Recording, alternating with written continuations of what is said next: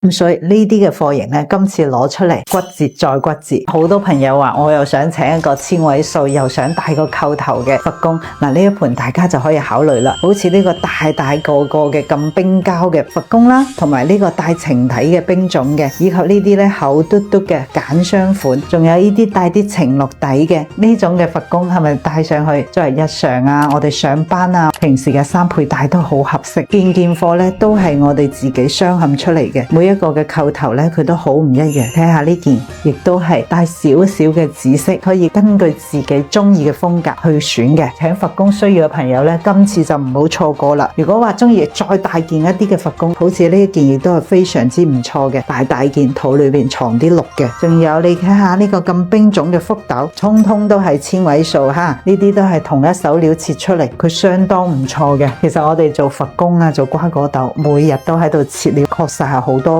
呢啲咧就細少少嘅，更加精緻啲嘅，適合比較年輕啦，同埋身形比較纖細苗條嘅朋友。好多朋友話點解一直都唔見你放漏啊？我哋呢度咧係源頭工廠，咁好多件貨咧都係打俾大家批發價，咁所以呢啲嘅貨型咧今次攞出嚟骨折再骨折。譬如呢一件啦，之前係咪有朋友睇上嘅？你睇下奶白色嘅福瓜啦，依然都好冰種。嗱，仲有呢啲咁冰嘅大件嘅葫蘆，都係相當唔錯嘅。千位數嘅圍雙款咧，就好似呢件咁啦。其實佢光感亦都係非常好。呢啲就係我同大家講嘅貴精不貴多嘅貨型，簡約嘅18K 咁嘅鑲嵌咧，就可以好好咁樣將呢件貨呈現出嚟啦。呢個嘅平安扣本情底嘅，都係好有種水，好有質感。所以有時候平唔等於佢嘅品質就唔夠。年底啦，我哋一直喺度做貨。如果大家仲有其他題材有需要嘅，不妨同錢錢交流一下，關注錢錢請翡翠